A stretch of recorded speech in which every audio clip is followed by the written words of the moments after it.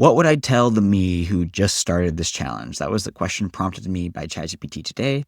This is day 20 of my 30-day challenge. I'm Cameron Edward Benton, and this is day 20.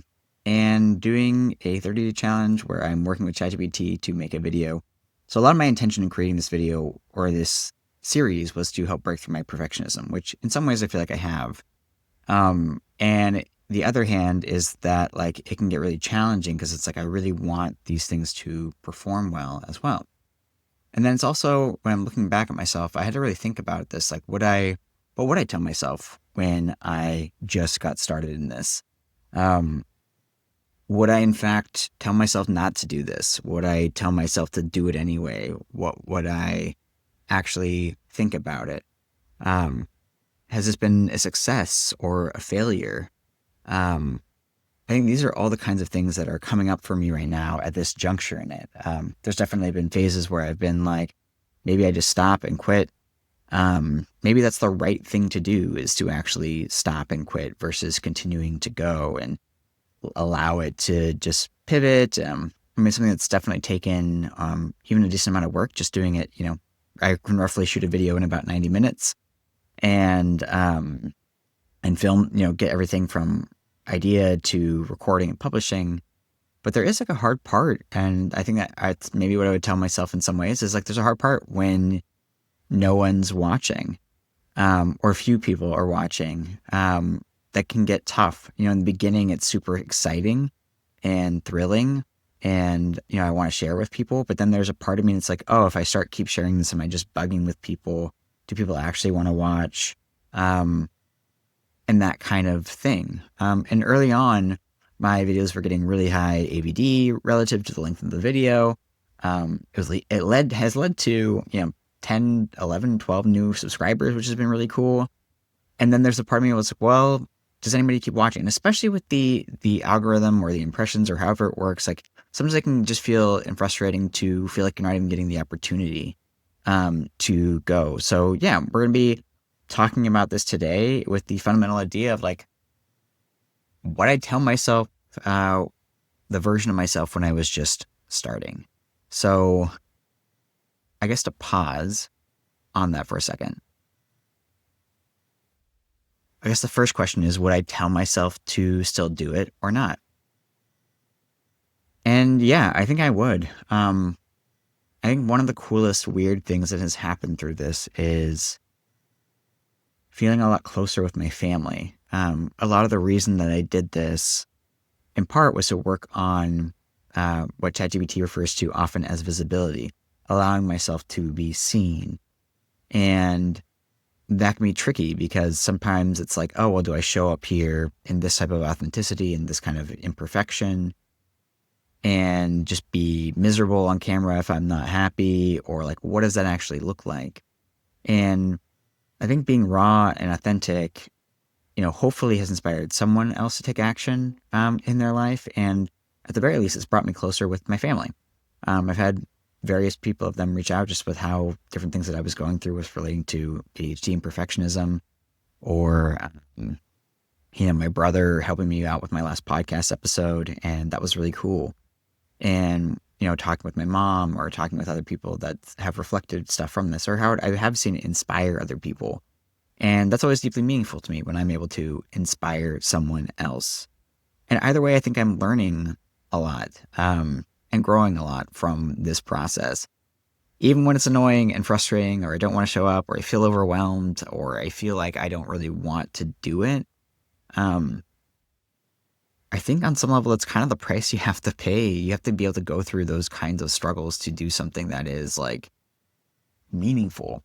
And it's interesting because I keep feeling like my chest's kind of collapsing as I'm like talking about these things. And I'm like, am I doing the right thing? Even now, it's like, am I talking too much? Am I not doing the right thing? Am I not being authentic? Should I be miserable? Should I quit? Should I have done this one shirtless again? Like, there's just so much noise that can go on in the back of my head with this kind of thing. And that can be always really tricky to navigate. And there's also even the part of me that's my brain. It's like, maybe you're not supposed to navigate. Maybe you're supposed to just like and listen to it and shut up and be quiet and do something different and, not put a bunch of work in for something that clearly doesn't seem to be seeing the results that you're really wanting. And all that kind of stuff. And that can be tricky. So to answer that question, like what I would tell myself to tell myself back then, I would still tell myself to do it. I think it's led to so many like inspiring conversations. I've seen other people get started on their creative projects and the things that they want to put out into the world. And like, I always go back to like, if I can just like help, as silly as it is, like one person with this video, I would tell them to do that. I believe in people's authenticity, people's like voices being shared. And a lot of times, like the best way you can help inspire other people is like to do it yourself and show people that you can do it. And at the same time, I want to succeed and it can feel really good to put myself out there. And it's like, it can feel really, really daunting to not have feedback, not have comments, not have suggestions, not have, the responses that you kind of want to have, or even like there was somebody who was responding a lot early on, and I don't know where he's been ever since. And that was really fun to have like this kind of connection that was building with somebody new online or whatever it might be. So yeah, I don't know. There's all these different little things. Yeah. So I would tell myself to still do it. Is there anything else I would really tell myself? Just that I love you and I'm grateful for you. Um, I think I do believe in failing and failing better. And like I've failed at a lot of things throughout my life. I think that that's like, which is also often true for entrepreneurs. So maybe I will look back and look at this as some weird period of my life that was just, that I quit on eventually and say that was cool. And like I learned some things and like I move on. Or maybe I'll look back in 10 years and be like, wow, that like challenge that I did that completely changed my life. And in some ways it has, like it's inspired me to like want to do more with this, like to care more about the kind of content that I'm creating and be really intentional and like up level my game and learn more and dive into it. And I think either way, like for me, there's always this like curiosity thing that can happen in my brain of like wishing that I had done it if I didn't do it. And I really go back to this idea of my coach that I have, Josh Terry, who says like to take the step that lets you take the next step.